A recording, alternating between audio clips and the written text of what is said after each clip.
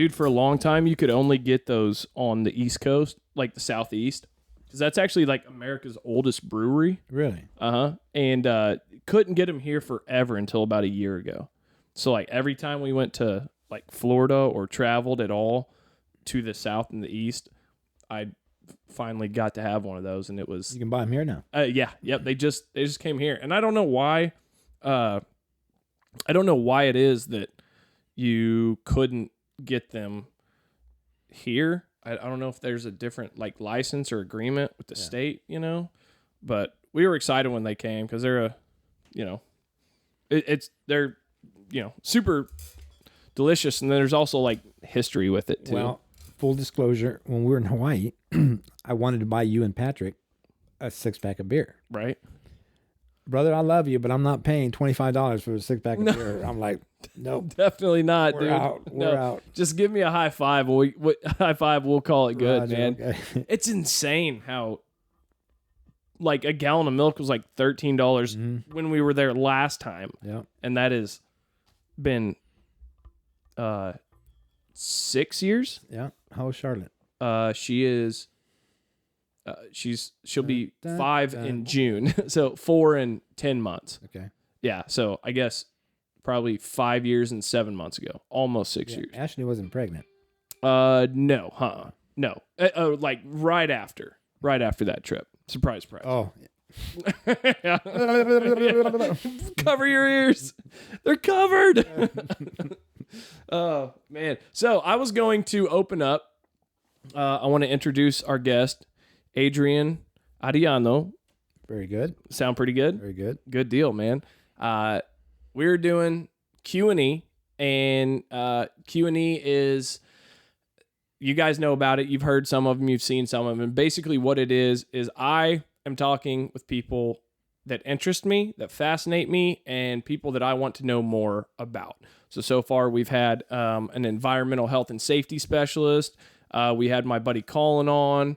And today we have got actually my father-in-law, Adrian Arellano, who is one of the most fascinating people I know. He's very interesting, extremely entertaining, and I'm always curious about his background, thoughts, opinions, and experiences. So I think we're very fortunate today to have you in. I'm excited. I'm stoked. Well, and I'm honored. Thank you. Well, yeah, you bet, man. And today is, once again, Q&E is about our guest. It's a whole lot of Q or a whole lot of guest and not a lot of E, Right. So we, man, just, I'll ask questions here and there, but run with it. All right. That's I realized whenever I started doing this, I'm like, dude, I'm a white boy from Southwest Missouri who grew up with good parents, and I played sports. I'm about the most basic,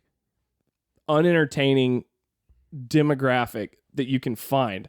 So I need to find entertaining people to come talk to me. Oh, so now I'm a clown. Yeah.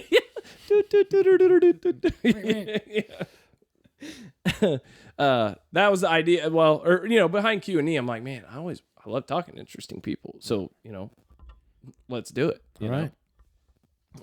I will tell you, so I know that part of your background and your history was with the Air Force. Correct. And I thought that we could start off with a cool thought that I had. And this is insane. This is me laying down, trying to go to sleep and thinking about, wild stuff. But I got to thinking about the change in aviation.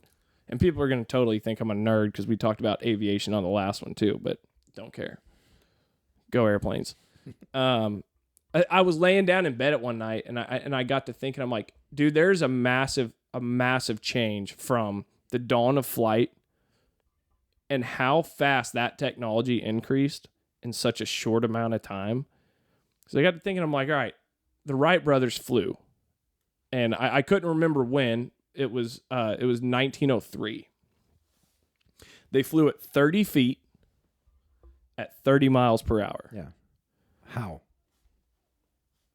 That slow.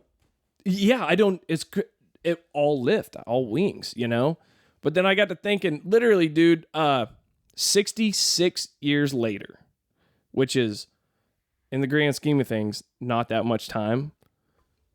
Here's where we're at. We land on the moon, which Allegedly. Well, they tell us. Right. They tell us that we did. Right. But if this is true, if we did land on the moon, we went at basically a elevation of 238,900 miles instead of 30 feet, and we went 17,000 miles per hour instead of 30. And we had 1.2 million pounds of thrust as opposed to 12 horsepower. That's what the Wright brothers were working with. Well, Michelle calls me a conspiracist. Well, let's do it. But let me put this out there. Okay. It's not that I'm a conspiracist. It's just that shit isn't making sense anymore, right? Right. But if you go back to the time of Roswell, we still didn't have the technology that we have now. Yeah. Roswell happens, and not many years later, we start traveling faster, higher, more powerful engines. I mean, could that be technology of Somebody else? somebody else? I mean, how do you explain that? I'm not going to try to, because I Right. don't know, and maybe that's why, because it's such a short time gap for that kind of massive technological acceleration from going, we're stuck on the ground till we're on the moon Right. in 66 years. And now, with the technology, with the advancement, with AI, you'll be talking in a future podcast about, well, I remember in 2024 that we had a F-22. Right. 25 years down the road, you're going to be like, how do we go from an F-22 to a I guess X-911? Yeah, I guess that's a point. Yeah, that's a really good point. Yeah, I guess things will change. Now, I will say AI kind of scared me and startled me a little bit, right off the get-go. Mm-hmm. And then I hadn't done anything with it, but I'll show it to you after this. Okay. But the long and the short of it is, I was like, let me just mess with this in an app that I use to produce stuff for the podcast. They said, oh, here, try this AI. I tried it, and it turned out something goofy about a Ford Ranger, and somehow my brother, instead of getting a vasectomy, getting his penis cut off. That's literally what AI Right. AI came up with. And I have the video because I thought this sound is golden. So I was a little less intimidated, but I realized it's... Well, AI, we weren't designed. God didn't create us for a machine, if you will, with Right. no feelings, with no. I have a video that I saw that they asked this AI, could you solve world peace? Would war be an issue? Would killing people? And the AI responded, no, because we don't have feelings. We don't care who's involved at the other end. If we're programmed to throw bombs on the city, we're going to throw bombs on the city because there's not that human factor. But I don't think God intended for us to, push the limits of that. Right. And that could have been partially what, And that scares me, because I for my kids and for my grandkids, what's that going to look like in 15, 20 years? Absolutely, yeah.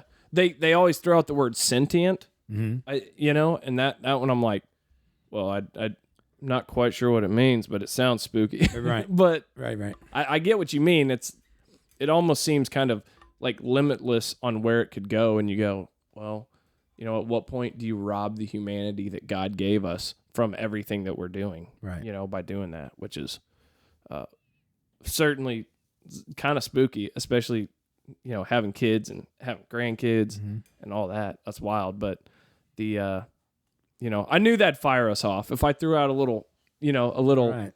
interesting fact. And one of the ways that I like to kind of build this is, I thought that it's kind of neat. I literally just want to learn about the person that I'm talking to. And the way that I like to build it is kind of 0 to 10 give me, in your life from, birth to 10, kind of give me a synopsis of that. And then 10 to 20, give me that synopsis, 20 to 30. And then at some point, all of those, it may be 20 to 30, it may be 30 to 40, it may be 10, wherever it lands, where we start getting tied into all the cool shit that you've done, wherever that lands, then, at that point, we take that exit and that's where we start going. But, I'm curious about who people are, but then like what makes a person, right, who they are, because that to me is always fascinating, so, if you wouldn't care, just like a rundown, like, and I know these things, but like, where are you from? Where were you born? What was kind of like your home situation, parent situation, just the things the basics. What are the ingredients of Adrian? Well, so I was born in El Paso, Texas. I'm the middle of 3 kids. Well, middle, yeah, duh. Yeah. I have a brother who's 2 years older and a sister who's 5 years younger. My dad was, he became a citizen of this country by serving in the Army with an intent to serve. After his 2-3 years, he got citizenship, which I think that was kind of cool. He did his time with the caveat of, okay, you do your time, you become a citizen, a productive citizen. And he did, yeah. It was honestly pretty amazing. That's so cool. Is that still a thing? I don't know. Well, we're at a point now to where everything's on the table now. You don't know. I mean, hell, they want to be able to, people who are crossing the border now, put them in the military to give them a chance. Right. So. But it was an agreement. It wasn't an illegal approach. Right, it was, right. He went and said, hey, exactly, I'll do this. You give me this. Exactly. Okay. And so, not to derail. Sorry, man. No, you're fine. He met my mom. My dad was a diesel mechanic by trade. My mom, I think, started off as a housewife, and then, she had to work, bring income in. And I don't know if it was so much more the income that we needed. So we grew up, my mom was the, if you will, the stingy one. Uh-huh. When it came, we call them snacks now. Hey, go get a snack out of the pantry. But we call them goodies. Yeah. My dad's the only one that always came home with the goodies. Yeah. Apples or just the simple things. And you're like, what? But you have to keep in mind that a snack for me was a cracker with ketchup on it. Yeah. Or a snack was a piece of bread with hot sauce on it. Yeah. Or bread and bologna, not as a sandwich, just as a snack. So we didn't grow up very, I mean, I'm not going to say that we were poor, but I felt like compared to a lot of the people that I went to school with, that we didn't have anything. Yeah. Which I think gave me an appreciation of having stuff and enjoying it, and then when you start working, you get to appreciate it more. But we never did, like we were talking earlier, we never went without. My father always put food on the table. I just found out when I went to see him probably a year and a half ago that we never knew that they struggled, but they were struggling, and they made sure that there was always food on the table for us. Yeah. And that's kind of mind-blowing, because you don't think, what, struggling? You can't picture your parents struggling. Right. But that was, I was born in 1967, so you're talking the 70s, and you're like, well, what in the heck is going on now? And I can't even imagine what it would be like now, growing up the way I did in today's, inflation, in today's economy, in today's, I don't know, I think it looked completely different. But overall, I had a good childhood. I don't hate my parents. I'm not a cat killer. Right. Some cats, dude. Right. Some cats. You're right. It might serve the world well if you will. Yeah. But I'm not going to generalize with all cats, but some of them are tools. Absolutely. But the weird thing is we have 2 cats. Yeah. Haven't killed either of them. Haven't killed either of them. Yeah. But They're not our cats. They're our kids' cats. Okay. But Yeah. it's just, I don't know. But I like cats. Yeah. Them too. I do too. I think a good cat actually is. I had one growing up. His name was Butterscotch, Butterscotch. and he liked his belly rubbed. He was sweet. He was personable. He'd always crawl up in your lap and lay down and purr. You know, so like a good cat is really good, and then like a pointless cat is really pointless. Really bad. That's because you're like, I'm feeding you, and I don't even know you're here. Well, they're arrogant. They're, Arrogance a good way to put they it. only want loving when they want it. That's yeah, for Right. sure. You little bastard. A typical woman. Oh man. All right, so that's pretty much. I guess would you say that summarizes 0 to 10? You guys are, growing up in El Paso, and what at what age did your dad like essentially make that bargain of, hey, I serve in the military and I get citizenship? Do you remember? I think it was in the 50s. So I also found out he wanted to go into the Navy. He had talked to a recruiter. I think he even signed the paperwork. Okay. But my dad got drafted, and the draft trumped anything over any branch. So We don't care what you want anymore. You're just you're coming, right? yeah. And you didn't have a say. You just went. And I remember when I was going to join the military, I wanted to follow, my dad was in the military. My dad was a policeman in El Paso for a while. And I thought I'd like to follow in his footsteps. You know? And I asked my dad, I'm like, Dad, what do you think about me joining the Army? And he told me, he said, it's your life, but I wish you would consider the Navy or the Air Force because they treat their people better and they have a better quality of life. Next day, I went to the Air Force recruiter, and Done deal. done deal. Yeah. Yeah. So, That's cool. Now, did your dad did he ever deploy? he was in Korea. He was in the Korean War. Okay. He couldn't. He wanted to go to the front lines in Korea, Right. but my dad was a heavy equipment Specialist. mechanic, Yeah. and his commanding officer. My dad showed me the letter where he put in to go.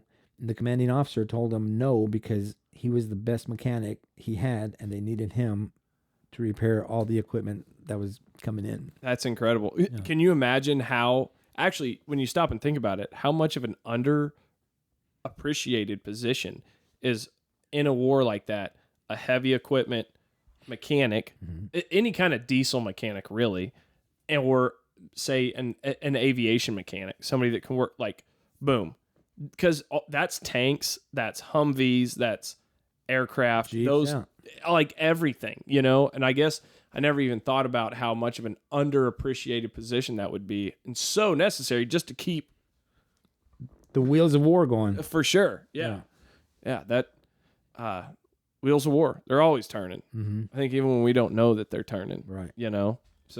So Air Force is where you landed, and like, how old were you whenever you realized, I think that's the direction I'm going? I think it was about 20, 21 where I really started thinking about going into the military. I chose not to go to college. Right. Because I didn't want to put that burden on my parents of, I had, by that time I found out that they were struggling just a bit, and I didn't want to put that burden on my parents for them to pay for my school. Wasn't smart enough for a scholarship. So in life, there are choices, and my goodness, I've had so many choices, and I've chose wrong every time. But I knew I knew I didn't want to keep working those crap jobs in El Paso. I don't have a trade. I don't have a skill. I don't have a degree. So I thought, okay, the military at this point is going to be what I want to do.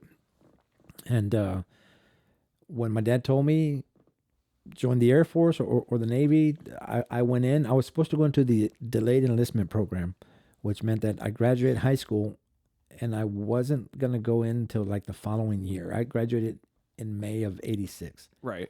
And I wasn't going to go in until September of 87, just because of the delayed of how it worked. And I knew I wanted to be a cop. And the recruiter had called me, and he goes, "What do you say?" I was going to go into my ASVAB score was highest in like administrative stuff. Right. Had I gone into administrative stuff, I don't know where I would have ended up. They would have paid for, I'd have been more skilled at a computer. I'd have gotten certifications and all kinds of things. But things happen for a reason. Absolutely. So, the recruiter calls me and says, "Hey, what do you say if I can get you into the field you want to go to, into the cop?" And I'm like, "That'd be awesome."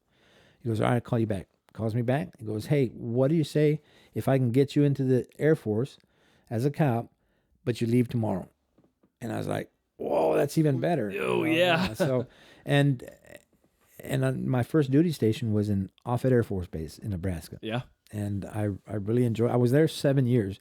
They say once you get to Offutt, you can't get off it, but that's where I met my wife, Michelle. She was an Air Force brat. Yep. We met at the gym. This body one time was in shape. Still looks pretty good, man. Oh, thanks, man. Yeah. We met there. Of course, the girls were born there, Ashley Right. and Amber, and yeah, that's where the family started. That's awesome, man. Backing up just a little bit. Where was your training? Because It was San Antonio. San Antonio. The police academy was at San Antonio. So we went from graduation to boot camp, got on a bus and went across the street to Lackland Air Force Base police academy. So Lackland had the all the dorms for the recruits and the basic training. Right. And then they also had like the school academy. They had other schools there. So it's a pretty big area, but For sure. That's cool. yeah. So I guess, so you were military police, Right. and then the firefighter that we had on a couple weeks ago, he was, I think they call it security forces now. Yeah. But I think that's what was. It's the same thing. It's the same thing, yeah. So that's name. That's crazy. We've gone like 2 for 4 weeks Really? on MPs. Yeah, Nice. that's cool, man. Wasn't your brother a cop? Yes, yeah, oh yeah, he was. He wasn't in the military. He got out and then became Oh, okay. a cop. Okay. I thought he was one Yeah. in the military. No, he got deployed to Iraq and got blown up like 5 times, and then became a cop in Atlanta, and said that being a cop in Atlanta scared him way worse than his deployment to Iraq. He was like, "Oh, I was definitely at more risk." He's like, "Yeah, I got blown up, but Atlanta, I got shot at." Yeah, wow. Like short range, which is crazy. Offutt's cool though. We've been. That was a neat trip when we all went to the air show, because that was fun, because it was like, that place we used to do this, that place we used to do this, we used to do this over here. Oh, we used to eat here. Why don't we just eat here right now? Yeah. So like, that was super neat. That was that was fun. Is Offutt the place that you spent the most time in your military career? I did. I was there 7 years, and the joke was, once you get to Offutt, you can't get off it. Right. But Why is that? because no one wants to go there. So when you like Minot, North Dakota, Ellsworth, South Dakota, those are kind of crap bases that no one wants to go to. So no one wants to go there. So that body stays there to fill that need. Okay. But then I also knew people that, and where I was at, it was a special duty assignment. So I actually got handpicked to go there during basic training. That's awesome. Yeah. They came to recruit to what I did. I worked at a headquarters building. But I knew people who I worked with. They'd go on I don't know what they call it. When you go by yourself to do, they go to Korea unaccompanied. Yeah. So they go to Korea, they'd come back, and I was still there. A guy left off it 2 times, and I was still there. Oh, dadgum. When I left, yeah. But I mean, the people I got to meet, we got married there. I met Michelle. The girls were born. It ended up being a pretty good gig. For sure. Yeah. Like, thank goodness that Yeah. for those 7 years you never got off it. Mm-hmm. You know, Yeah, right. That's I think turned out to be a pretty massive blessing for a whole lot of people. Yeah. That's cool though. So then from off it, and I know that from like this point on, you got married and you had the girls, and then you guys have done some cool stuff. It was wild because when Ashley and I talk, for the first 18 years of her life, she lived in a different house every year. Right. For the first 18 years of my life, I never moved. Wow. And I was like, wow, this is boring. Boring, yeah. This is crazy boring, So you guys have done like super entertaining, like interesting adventures, if you will, but like, so where'd you go from then, from off it? How did you guys get off it? Okay, so at the time, anyone like chief of security, police was there, chief of IT. I mean, it was a big wig. It was a headquarters building, so we had like 41 generals attached. Oh wow, high-ranking enlisted people there, and I made friends with a lot of people. Yeah, a lot of connections, if you will. And one day I was having a bad day at work. I had a supervisor who was just kind of, I thought, I've had it, and his name was Chief Bain. So I go up. Bain. Bain. That's a hell of a name for a guy that's a pain in your ass. No, the guy that helped me. Okay. Was Bain, yeah. What a nice guy. So I go up to him and I said, "Hey, Chief, how about some orders?" I said, "It's time." He goes, "How long you been here?" I told him 7 years. He goes, "Damn, come with me." We went to his office. He picked up like a direct line. I mean, it was just weird. And he goes, "Hey, this is Bill. How are you? How are the kids?" Okay. He says, "Hey, I've got a friend of mine in my office that I want you to take care of him." And asked for my social. He punched it in. And in the military, you have a dream sheet, right? As where you want to go, where you love to go. But my dream sheet never got called on. We want to go to England, never got called on. So Chief Bain hangs up with this person, and he's like, "I got you, man. I got you." We took off. I thanked him, and like a week later, I got orders to the Netherlands, and it was a sweet gig. For sure. So it was a Dutch base with about 100 American personnel, but about 55 of us were cops. Okay. The rest were like admin, support, secretaries. I mean, it was just, and maybe 100 is too much, but there wasn't a whole lot of people there. Okay, that's kind of cool. So were you guys essentially running like police protection for the Dutch base? Is that? No, we actually had what they called an national secrets here. Well, I'll tell you because everybody knows. Right. The Dutch would tell us. So we had nuclear weapons in the Netherlands. Right. The Dutch I had no idea, actually. The Dutch are the ones that told me how many actually we had at the time. So it was a Dutch base that had American Priority A resources, which was a nuke. Wow. Yeah. And I really hope I can't get in trouble with that. Hey, you just roll, and then if you need to look up, like, can I say this, and it turns out no, I'll edit it out, and we're good. So share anything that's interesting that you want to talk about, and I'll get rid of it later. So Priority 8, that was the verbiage for it. Priority A resource, right? Okay. And so our mission was to protect the weapons, not the Dutch. It was a Dutch base with, you would have loved this, F-16 fighter pilots. Oh, yeah. Fighters on that base. And so our job was to just patrol. They called them hardened aircraft shelters, HAS, H-A-S. Okay. And the walls were pretty thick. Yeah. So that, like several feet of concrete. Oh yeah. Probably. Oh yeah. And then some. And then we just made sure that, like, if the techs had to come in and work in the vault of those weapons, we took the appropriate measures to make sure that they got in there. But one of my jobs there was convoy commander. And by far, this is the coolest thing that I have ever done in my life. Okay, this was a question that I had, so I'm stoked on this. So we had like for maintenance Uh-huh. of these vaults, we had the responsibility of moving that weapon from that has to another has within an X amount of time. Like from a silo to silo, but like when you say vault, it's like the storage facility, or it's like the missile silo where it could be launched, or it's on an aircraft? It's on an aircraft. Okay. Yeah. Okay. So, so we would have to move one from one hardened aircraft shelter to another within X amount of time.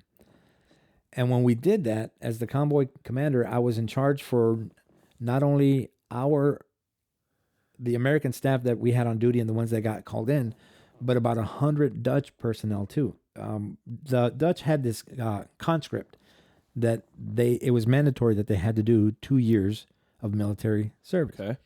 So when we had a movement, we had the Dutch, about 100 of them. Maybe 15 of them were actually Dutch military active duty, and the rest were they were all military, right? But the guys that were the 10 or 15 were career guys. Okay. Yeah. So when we moved it, I was responsible for placing everybody between here and there. And the cool thing was, thankfully it never happened, but like if somehow you passed the security of that area and you came across, we could shoot you and ask questions later, because now you're involved in it's exposed. For sure. Yeah. So, but here's the cool part, but to actually, as an American resource, I had to put my hand on it to move it, to claim property of the American government. And man, let me tell you, that is the biggest rush that I've ever had, I think, is just take it. And you look at it and you're like, this could destroy the world. For sure. Right? And it was just, I don't know, I can't explain it to you. Just having my hand on that thing as you moved it was just pretty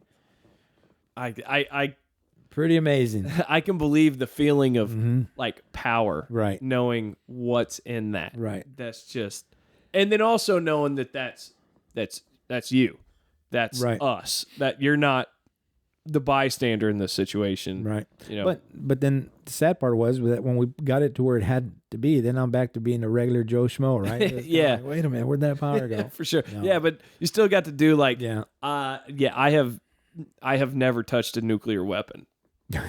So, yeah, you know, there's that, yeah. Yeah. How cool. That is cool, man. Oh, that is wild. So that was, you say that's like top of the top cool, like one of the coolest things you've ever done. And that happened in the Netherlands, Netherlands, right? The Netherlands are a place that before I met Ashley, I'm not even sure that I knew they existed. But well, so it used to go by the name of Holland. Okay, that's right. How I would know it. Yeah, and I don't know when they changed it, but they changed it. But I think the Netherlands is better than Holland, right? Yeah, I like that. Did they change it after Michael Jackson, the Netherland Ranch? No, that's a stupid joke. That's dumb. They could have. Huh? They could have. Maybe. Yeah. Maybe he just, had a bunch of houses over there or something. But I have then, like, out of curiosity, looked up, like, pictures of the Netherlands. Mm-hmm. And it seems like, I don't know. It seems made up almost. Just, was it as beautiful as, like, the books and the stories and things? Well, but that's it. The books and the pictures don't do it justice. Right. It's very pretty. It's very the countrysides. You have these houses that have thatched roofs on them, and the houses are older than what our country is. Right. Yeah, for sure. That's You're a good point. Yeah. How is that? But the Dutch people, to me, in my world travels, not that I'm, we're in the world of Carmen San Diego. You are Carmen San Diego compared to me. Well, but I've come across a lot of people in the things that I've done from all over the world, and to me, the Dutch people are by far, hands down, the friendliest people in the world. Really? Yeah.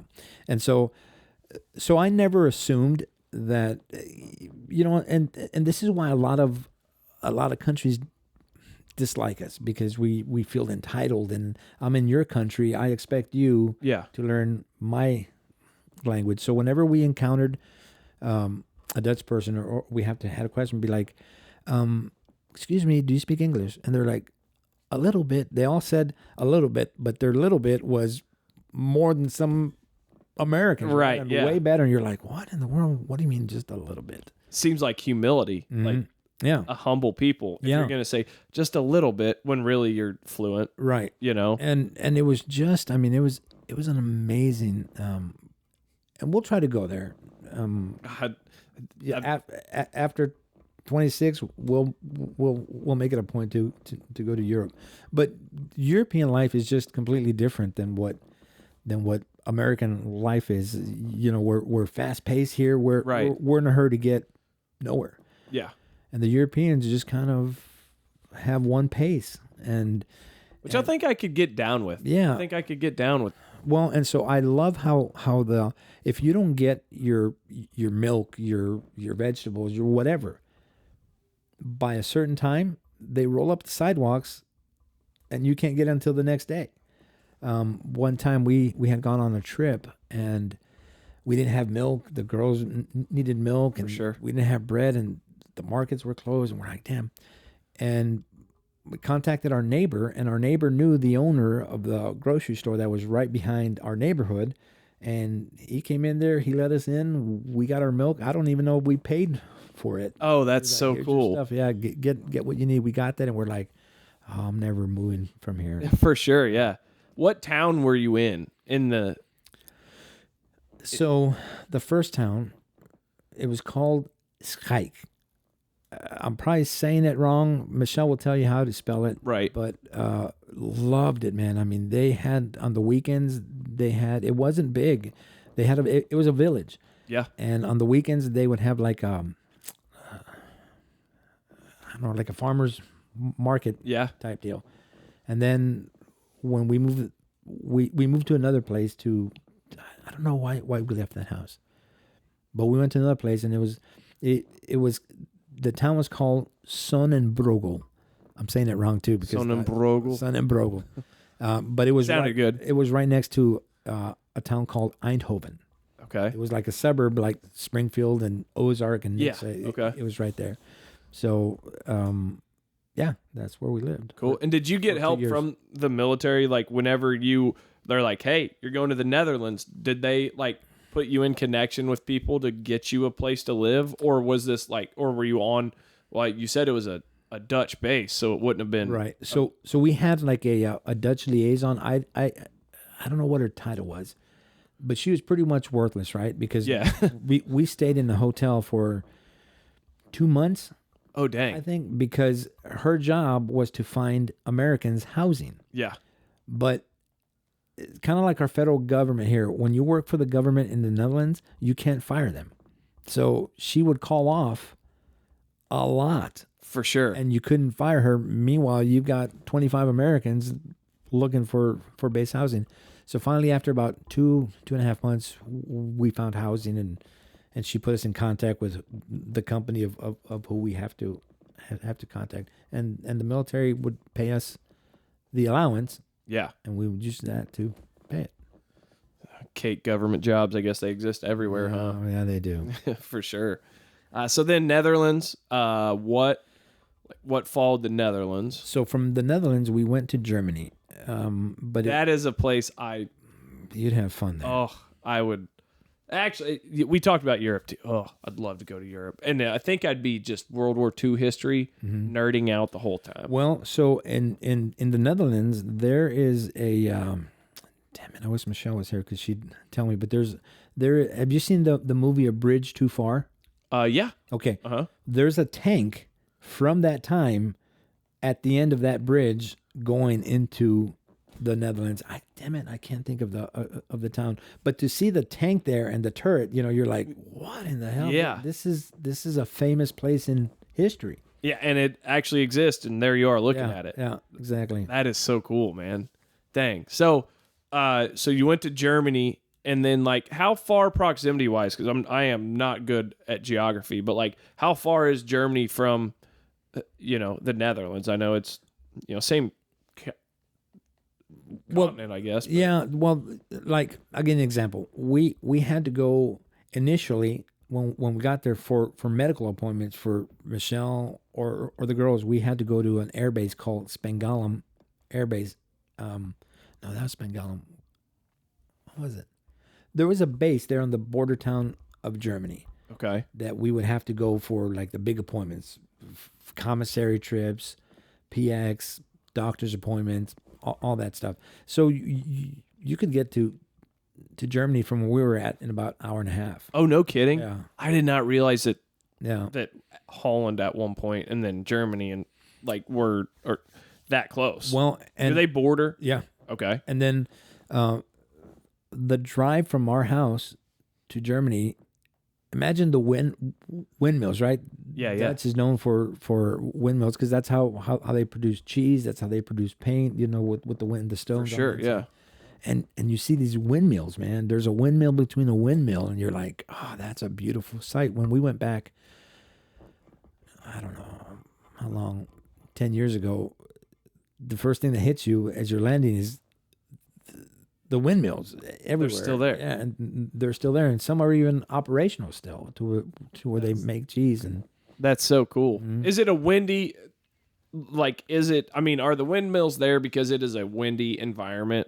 Like, or it's they're used to help produce, like I said, paint, right? Cheese. So you see the windmill, and you're like, "Oh, that's beautiful," but then you don't see what goes on inside the windmill. In the housing down at the bottom. That's where where the magic happens. Okay, yeah. We had gone one time to a cheese windmill.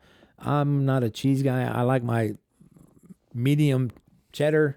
Yeah. My mild cheddar with crackers, but they were making cheese and it stunk in there real bad. But you would have liked it as much as your palate is, right?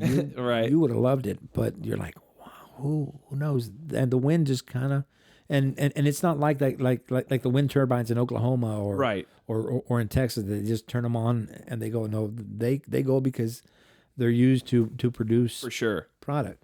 They're not just putting them up because they're like, I want a new decoration. Right. It's got a purpose. For sure. Yeah. Which is, that's so neat.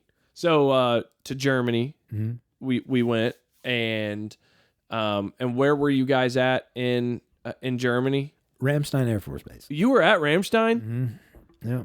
Oh, that's crazy. And I mean, you'd have loved it there. They had amazing air shows.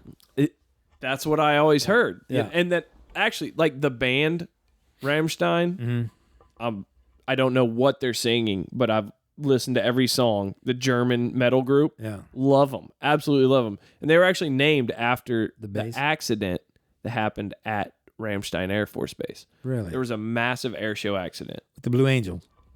Was it the Blue Angels?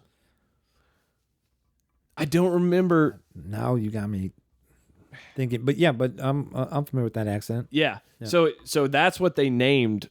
They ended up naming their band after that Air Force Base because of they were at the air show. Blue Angels, yeah, they were at the air show or something when the accident happened. They named it. So yeah, Rammstein. That's cool. I listen to them like a couple times a week. Right. Yeah, for sure.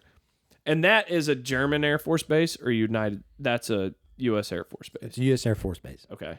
But part of the contract of us being able to have a base there, and I think it's like this with a lot of them, I don't know, but part of the reason we're allowed to be there is because the caveat, whatever you want to call it, they have to employ German people. Okay. So a lot of the people that worked in the commissary and the PX were German, Okay. And Germans, to me, and if you have any German fans out there, I apologize, but German sounds like a dirty language. It's just very rough with the and you'd run into some rough Germans, man. Yeah. Oh my goodness, and the women sounded like men. You're speaking gravel. Yeah, yeah, exactly. Yeah. And so I don't know where I was going to go with this. But the people in the commissary that you'd meet that were they're not, and a lot of them too were married to Americans. Right. So not only were they German, but they got choice jobs because they were the spouse of a veteran For sure. or a spouse of an active duty and a German For sure. Well, citizenship. you know, the like Spanish is a romantic language. Like Spanish. Spanish. Yeah, From Spain. There's from Spain, but also like from Mexico. There's I want to say 6. It's called romantic languages, but literally it's named that because it sounds good. Right. Like Spanish sounds good. It's smooth. It's like it doesn't. There's not rude interruptions in the middle of words. Right. Whereas with German, Right. like You know what's funny about the language that it sounds good. Michelle and I, when we hear someone speak Dutch, it takes us back, and we're just like, we could talk to these people all day long. It's a distinct language, and it's, to us, it's a beautiful language. for sure. So it's like music to your ears. Right. How similar is it to German? Because I don't know that I've ever talked to a Dutch person. So our neighbor told us that the Dutch have to learn German, Okay. but the German don't have to learn Dutch. Okay. And so most of the people, well, it goes like this: what people in Europe versus the people in America. What do you call someone who speaks 3 languages? Trilingual. Okay. So what do you call someone who speaks 2 languages? Bilingual. What do you call someone who speaks 1 language? Dumb. An American. An American. Right. Okay. All right. So we had They're not wrong. That's not wrong. no, yeah, but we're arrogant, and we expect them to learn our language. For sure. The second house we lived in Sonnenbrügel, the wife was an executive for Mars. Right. Mars candy bar. Okay. Yeah. And the husband was a real estate agent. I don't know what he did. Michelle could tell you. But the son, I had asked him, how many languages do you speak? And he said 5. I'm like, what? 5? And he told me English, German, Dutch, Spanish, and some other one. I'm like, Spanish. So I asked him in Spanish, do you really speak Spanish? And he started talking to me in Spanish, and I was floored because this kid was like 10 years old. That's crazy. And here he was speaking 5 languages. For sure. Not to mention you're halfway across the world. Yeah. You're like, Exactly. But a lot of also Europeans, Dutch and Germans like to vacation in Spain. Okay. Yeah. I was actually listening to somebody a while back talking, or just 2 weeks ago, talking Mm-hmm. about how they loved vacation. Have you been to Spain? I have not. Dude. Because I heard how it's, There's a song like that, right? Have you ever been to Spain? 3 Dog Night? I don't know. I don't know. Something like that. I'm going to have to look it up, though. Yeah. I guarantee you, I'm going to be editing this podcast, working on it, and go, wait, what? Song about Spain? I'm going to look it up. I've heard, though, that it's like one of the top vacation destinations, like, in the world. Yeah. For parts of it. I don't know. I can see it. I'd like to. Yeah, I'd like to do it, too. To be honest, I'd like to go. I wonder what Spanish food is like compared to Mexican food, and what the impact was from Spain to, like. Well, I tell you what, I'd probably starve in Spain because I'm sure their tacos are different. And, Yeah. and I don't have the palate that you, Ashley, Michelle, Amber have. I'm just like, I know what I like, and I like what I like. Yeah, which, hey, nothing wrong with that. No. I'm just curious how much, like, if they're similar. Because obviously, I like a lot, like, Mexican food versus most European food could not be any more different. Right. But then you go, obviously, Spain had a large impact on. But to that point, too, as a kid, when we went to Mexico City, a hamburger that you and I know here is different in Mexico City. Okay, so it can change fast. Yeah, and their tacos aren't like the tacos that we know. So that's kind of what's they put all kinds of weird stuff in it. It can change fast. Yeah, absolutely. Yeah. That is wild. So we were Germany. You guys were at Ramstein, and I'm jealous of that. I thought that'd be so neat to get to spend time in Germany. Yeah. That sounds so cool. And then from Germany, and did you guys have, like, in between these, did you have stints back in the United States where you'd come home for a little bit, or No. were you going We place to went place. from Offutt to the Netherlands to Germany to back here to Springfield. Okay. So back to Springfield, and then I guess you guys had a bit of a hiatus here, hanging out in Springfield, and then obviously that's not the end of your travels. No, yet. well, we became friends with more Michelle, I think. Emma and Toby were these English couple named. He was a F-16 pilot on an exchange program. And cool guy, I assume. Oh, he was cool, man. Yeah. He was cool. Michelle will give you his name. Follow him on Facebook. He's like a stud. Like a modern day Tom Sawyer with the adventures. But anyway, so the kids, they had twins. The twins became friends with our girls. Right. And Michelle became friends with Emma. And I got to know Toby. We would go over to their house for barbecues. And he was from Somerset, England. And he said, if you guys move to Somerset, I will help you find a job. I'll help you find a flat. I'll help you. So when I got the orders to move, you have to take orders to like the travel department and say, hey, this is where I want my household goods to go. Right. And so we were going to go to Somerset, England. Around that same time, Michelle's parents retired and moved to Marshfield. Without a second thought, I took back my orders and I went back to the travel office and I said, I need my household goods to go to Springfield. I didn't know where Springfield was. I looked it up. Let me stop there. I don't envy things that people have. Right. If you have riches, you've done well in life. If you have For a sure. fancy house, congratulations, fat bank account, all that. I envy people who have grandparents alive. I lost mine at an early age. What I would give to have spent more time with them, right? To just get that knowledge. How was it growing up? What, you know what I'm saying? For sure, yeah. And so, so that said, I wanted my kids to be around a set of grandparents, and my in-laws were already a part of my kids' lives. You know, my mom and dad were in El Paso. They don't know my kids. I kind of hate saying that, but they don't know my kids because of the distance. Yeah. And so the memories that my kids have of me and Poppy, I wouldn't trade that for anything in the world. Absolutely, yeah. Yeah. Okay, so that I mean, can't give me a more solid reason than that to come back. So you guys got back here, and then, and that is prior to, is the next stop Kuwait? No, the next stop was I became a postman.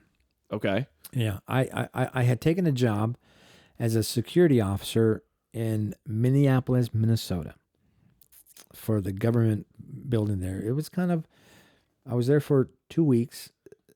Had a good time.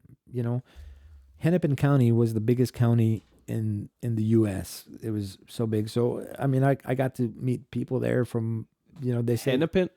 Hennepin County. In Minnesota? In Minnesota. Is the largest, square miles wise? Largest county.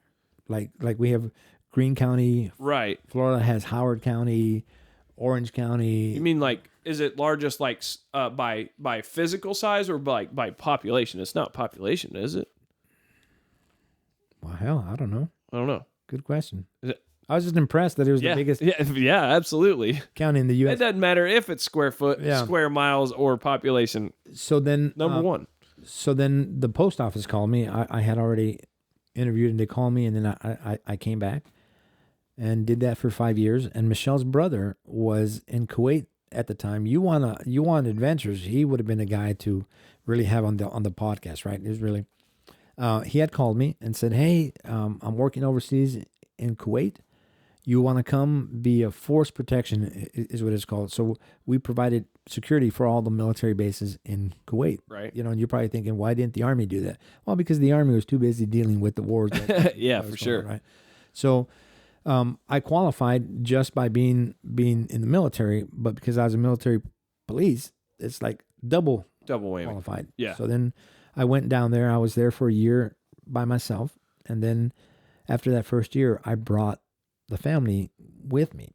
And that was pretty cool because they got to see things that they got to see a different way of life, right? And not just from the Muslims but Indians too. Yeah. Right? I'm sure you've heard those stories. Oh, yeah. From Ashley. So they got I mean, they saw all kinds of people there. Filipinos, Muslim, Hindu people, Indian. I mean, it was just a really good experience when we were out and about.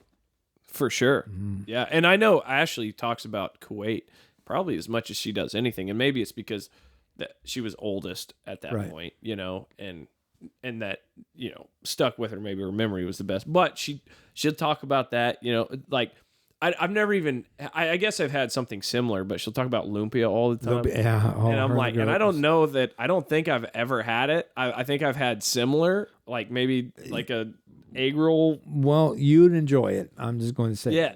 Well, and every time she tells me about it, I crave it. And I've never had it. Never had it, right. So like my mouth starts watering. I'm like, right, dude, that sounds so good. You would love it. So the year there by myself, I came back and brought the family with me. So in Kuwait, their weekend is Thursday. Their Thursday is our Friday. Our Friday is their Saturday. Their Saturday is our Sunday. So they're a full day behind. Well, no. So their full first work week is a Sunday. So okay. So the weekends in Kuwait are Thursday, Friday, and Saturday. Okay, yeah. Whereas here, Friday, Saturday, and Sunday. Because of essentially Sabbath. Is that the change? Because I know that's the case for, like, say Jews. Right. Theirs would be Friday and Saturday, and then Sundays. Yeah, I know there's a difference, and that's the big difference between us and, say, like, you know, Jews in Israel. But and that's a good point. And you're probably right. I don't know. I'm an idiot. Don't listen to me. No, you're a smart guy, man, and I told you you may not travel, but you're pretty well rounded with life experience. Yeah, look at me. I'm well rounded. Yeah, I know. So we came in on a Thursday night, and Michelle would send me care packages, right? Cake mixes, the menu in the can, you know, just she would send me stuff. For sure. So when we came in, it was late. We got our rental car. It's like New York, man. I mean, it's lit up, and the Kuwaitis are night owls. So they wake up, kid you not, about 3:00. What? In the afternoon, and their day starts about 5:00. Is it because it's hot? Probably, yeah. Yeah. But a lot of Kuwaitis own businesses, so they don't have to run it because they've got either an Egyptian that's running it or an Indian that's running it. So, and they don't go to bed till like 1, 2, 3:00 in the morning. Yeah, so that's crazy. That's close. Wild. So we come in, and the lights. I mean, and Michelle's like, wow, you know. We put the stuff in the apartment. We just happened to get the apartment that her brother had lived in, so we already had some stuff that they had left for us. So we got in late, and I said, "Hey, let's go to the Sultan Center." Sultan Center was like your price Sultan. Sultan, is that a distributor? Like I'm thinking of the Sultans of Swing by whoever it is. Well, is that what you I looked at it more as the Sultan of Kuwait, right? Okay. Yeah. But it's called the Sultan Center, and I said, "Hey, let's go to the Sultan Center and get, you know, milk and cereal, and then we'll go get groceries tomorrow." So we go there, we load everybody up, we go, and we're in the produce, like in the where the milk section is, and this and that, and Michelle stops right in the middle of it, and I'm like, "What are you doing?" And she goes, "I can't believe I felt sorry for you this past year." And I'm like, "Why?" Well, she's like, "Look at it. They had, I can't believe it's not butter, Pillsbury." I mean, it was like you were walking through, you know, a Safeway or a Price Cutter. Yeah. And it was just amazing. But Kuwaitis shop here, and they take it back. I'll give you an example. There was a swing set. Walmart, you could have bought it for $2.99. Right. In Kuwait, it was like $1,000. That's insane. And people were buying it, you know, just because. Well, because they got, I mean, they're filthy rich, right? F you money. Yeah, for sure. Big time.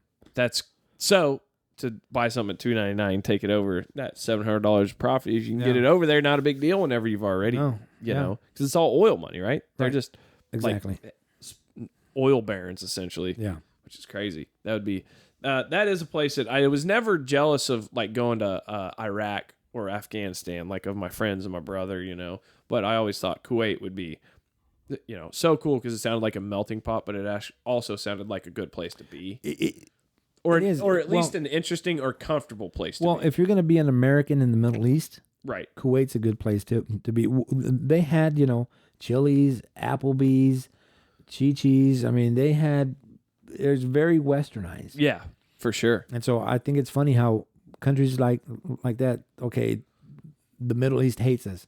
But damn, you've got McDonald's, you've got Chili's, you've got Johnny Carino's, you got all kinds of stuff. You're like, wait a minute, how does that work? For sure. Yeah, that's cool. Hey, American companies go make money anywhere. Yeah. They don't care. I have heard that some places you get to it, though, and you go get like a cheeseburger or whatever, and it comes out and it's not the same. Right. Right. So it may be like your KFC still has the red and white lettering and, homie with the goatee, but you go get some chicken and it's bat. Right. Whatever. It's just different. So that was your like, I guess the beginning of your run as a contractor. Correct. And then and how many more ventures did you have after Kuwait as a contractor? And actually, what did you enjoy more, military or contracting? Military. You did? Mm-hmm. What by far? What do you think? What do you think you enjoyed more about it? It's the camaraderie. Yeah. And your brother would be able to say the same thing. Up until maybe 10 years ago, I would still keep in touch with,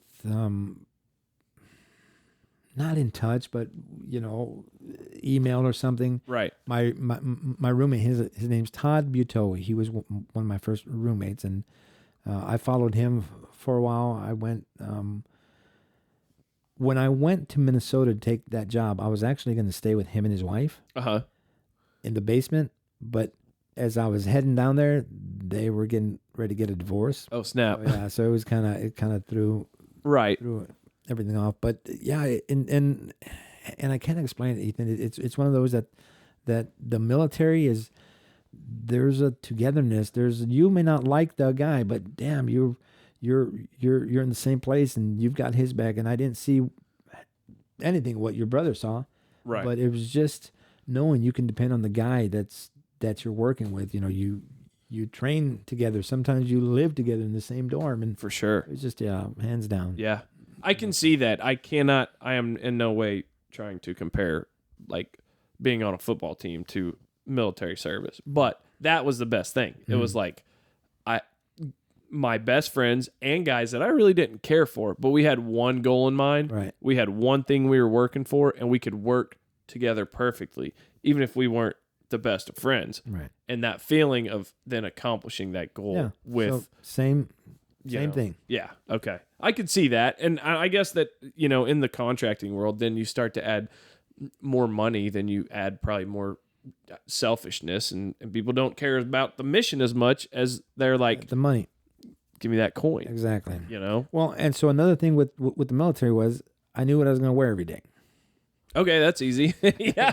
Didn't have to plan. Right. Yeah. And then you had to style yourself after that. Yeah. Oh, that's awesome. Another question actually with the contracting thing. We hear this term all the time nowadays, and that is the military industrial complex, which is, and Grant and I have talked about it on the podcast too at times, and we have talked about how there have been, the housing bubble at times have been the crutch of the U.S. economy, and then, for a while, COVID was the crutch of the U.S. economy. It's always something. It's cycling through something. Right. But Old Faithful is war. Right. Because it's guaranteed to make money. Right. And all the people that know it's about to happen can move their money over here. Absolutely. And I guess my question with that is, did you ever feel like you were in the middle of that type of thing, or did it feel like No, we're doing what we got to do because we're trying to make the world a better place. Or, did it ever feel like, hey, let's make the money that we can make because our economy needs this? Right. I never felt like that. Of course, different time. You're talking Yeah. late 80s, early 90s, and we worked for a 4-star general. And you talk about having our back. I mean, he was a good guy, but with the military, what'd you call it? The military industrial complex. Yeah, that's one of those where everyone's going to have their hand out For sure. because they make money. Yeah. And war, and your brother can verify this. War is good for promotion. War is good for money because they start shady deals and Sure. You promise me this, you'll make this much money, and I've seen that. In one of my times in Germany on a mission when I worked with MPRI, I met my first supervisor. His name was James Davis, good guy. And he was equivalent to Sergeant Major. Okay. The Army called him Sergeant Major, E9s. Air Force, we call him Chief Master Sergeant. He was a Chief Master Sergeant. And he was there with his people. I was there with the guys I work with. And so we ate together. And he told me, he goes, Arellano, this was, I don't know, 2007 maybe? No. Yeah, 2007, 2008. He tells me, Arellano, the military isn't what it used to be when we were stationed at Offutt. It's a completely different feeling now. Right. And he says, when I do my time here, I'm retiring because it's not fun anymore. Yeah. Yeah, that sucks. I think it was Eisenhower maybe that warned against it right after, because honestly, World War II saved the U.S. Right. Like massively from Great Depression. It catapulted our economy in a way that you couldn't have prayed for. Well, but back then there was a sense of God and country. That's right. Right. Yeah. And now we've lost that. It's no longer God. It's no longer country. It's me and mine. Yeah. And my mental illness. Right. Yeah. Right. Pretty much. But I think Eisenhower warned, he goes, careful, this might have looks like it worked great this one time, but I want to warn against getting addicted to this feeling that war is the ultimate backdrop, the ultimate escape. And I understand it has to happen sometimes. Right. That's the way of the world because evil people exist and they have to be stopped. Mm-hmm. So I'm not saying that's, I'm not out here going, no more fighting ever. Right. Yeah, I'm just, it's a complex. I think it's a thing where they go, dude, there's a lot of money to be made. Well, so this is me. A lot of people would disagree with me. The war was started, the second one, not the first Gulf War, but the second Gulf War. They went under the premise of weapons of mass destruction. Right. I believe, and I'm the only one who I believe this. I believe that if they had them, they snuck them into Syria, Lebanon, something, and they used that as an excuse for that industrial war machine. Okay, so they might have gone, dude, I won't argue with that at all. So maybe they went in and they did find them. Yeah. And then they, instead of going, we got them, they're like, dude, let's justify it. Let's look at the $6 billion we could make over the next, 7 years. Right. If we hide these, let's make this cash, and then we'll just destroy them quietly. And then, of course, my investments will blow up. Right. 5,000%. So will yours. And then at that point, then we'll figure it out. But for now, let's take care of ours. Let's get us. Yep. Sounds good. Yeah. Yeah. I won't argue with that at all, man. I wouldn't fight you on that. Favorite place that you guys have lived? Netherlands. Hands down. If I could find, there's jobs in the Netherlands that I could have probably done. Right. But you have to be bilingual. And the Netherlands is one of those countries that I think that's a hard language. It's a beautiful language. You talk about the Spanish. that's a beautiful language. It just flows, and you're just like, Yeah. oh my goodness, it's so beautiful. But I, I think Dutch is Tough to learn. hard to learn. Yeah. You know, of course, my old ass now, I Yeah. don't even remember what I had for breakfast this morning. Right, I wouldn't definitely pick up on the language. Yeah, I mean, it'd be tough. Spanish is easy to learn. It's supposed to be one of the easiest languages, and it was tough for me. Nice. Like I struggled. Yeah. Yeah. You know, that would be cool. Do you know the Amish? They speak Pennsylvania Dutch, Right. which is some dialect of Dutch. But it's I'm not even gonna say what it popped Say in it. my mind. It sounds like retard Dutch. Well, Because they don't know English full well. Yeah. They don't know Dutch full well. So it's some combination of the two. yeah. And so like their numerical system and a lot of things are in English, but then there's things in Dutch. And it still flows. It's still smooth. Yeah. Like it's, you know, But you know what's funny is that because I know how the Dutch language sounds, right. when they talk, it's what kind of Dutch? Pennsylvania Dutch. Dutch. Yeah. And I knew that. It doesn't sound like the Dutch from the Netherlands. I didn't figure because then even when they speak English to you, it almost sounds, the English and the Dutch almost sound the same. It's like, you know, the accent is the same. The only difference is like, it almost sounds like they're swapping the first and the last letter in each word. And then it's like, guess what I'm saying? It is, You know yeah. what I mean? Yeah. But they, I don't know, that just popped into my mind because I see them all the time out working and they're always going, 7:15. Well, so we're talking about you can get one of them for your podcast Ooh. and dig deep into the culture and yeah. That's a good idea. And then afterwards, I'll be like, all right, what's your social medias, buddy? That would be cool. Yeah. That's a great idea because that'd be fascinating. Mhm. I need to start talking. Your audience would explode. I think so. Because that's one of those that it's the unknown. They know of the Dutch, of the Amish, but they don't know about the culture. Years ago we were over there, I don't even know where it was, over by Marshfield off of James River past Fordland and all that stuff. We went into Amish community. Right. There's a lot of the same last name on the mailboxes.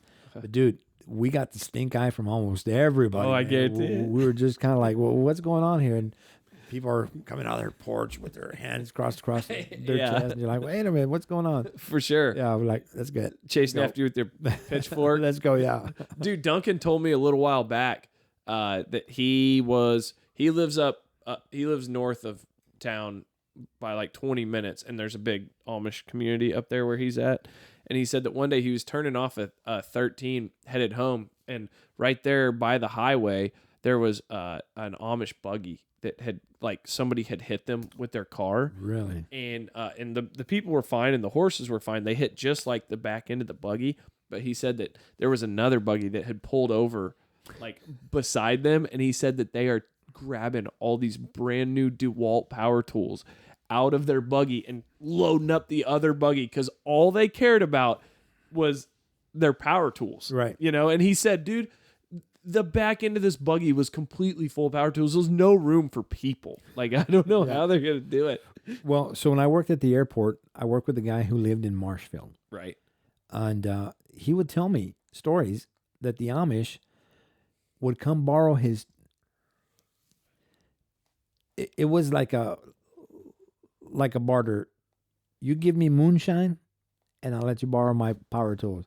He said that they do it all the time. He had so much moonshine, they'd come over to his house, watch TV, drink beer. You know, you're using power tools. Like, what the hell's going on? That's here? great. They are beer pounding silly gooses, man. Because I can't tell you how many times I've been at work and they're framing a house or something over there. They walk up and they're like, "Hey, you buy us beer? You buy us beer?" And I'm like, "Buddy, nah, I'm working. I can't." They're like, "Oh," they're crazy dudes, man. They are crazy dudes. There's this one time that I'm watching them, and there's like 4 of them that are framing a house, and they're standing up there. And dude, they're not using no safety harnesses. They're jumping from board to board on this just partially framed house. They could have fallen 20 feet at any minute, but they weren't. Well, they all had pockets full of gravel, like just like clean white gravel, like you got in your driveway. Yeah. All had pockets full of it. They're up there on this house, framing it, chucking rocks at each other as fast as they can. Every once in a while, you'd hear and that rock hits the wall behind one of them, and he turns around and he goes, "Ah, yeah." It says crazy stuff. Well, then they climb down for lunch, and the guy walks over, and he is split all the way from like the bridge of his nose over to like 2/3 of the way to his cheek, completely split. We're like, "Oh, dude, are you okay?" And he's like, "Ha, got me with the rock." What? So he got hit with the rock, and the other guys have cuts and bruises and all this different stuff. They all just thought it was funny. So this guy's sitting here eating lunch with this giant, massive, swollen face, bleeding, just doesn't care. They eat their lunch, they get back up there, and we're still working on this job. And so the other 2 guys that I'm working with, myself, we all pick up rocks and chuck it and hit the lumber, right? So it goes. Well, they don't realize that it came from us. Those dudes turn around and go, "Ha!" Bam, they started all over again, dude. Started a whole other war. So these guys who were focused on their work threw the rock, got them fired up, and then like they were back at having a rock fight like a crazy dude. Why doesn't that surprise me that you did that? I don't know. It was fun. Hey, if they don't care about getting hit with rocks, then no harm, no foul, right? Yeah, for sure. Man, I think we've been at it for a while. How long do you think we've been at it? 40 minutes? I bet we're at 90 minutes. Are we really? I bet so. Yeah, let me look. Okay.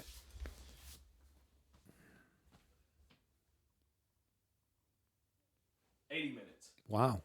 That's crazy, right? Time flies when you're having fun. For sure, man. Yeah. Yeah. What a freaking blast. Dude, I appreciate you coming on. No, I appreciate the invite. Thank you. You're I've always thought you were a very interesting person, as well as the hardest working dude I've ever met. Well, thank you. In my life. And I love you. I appreciate you coming on, man. Love you too. Appreciate it. You bet. All right. See ya. Out.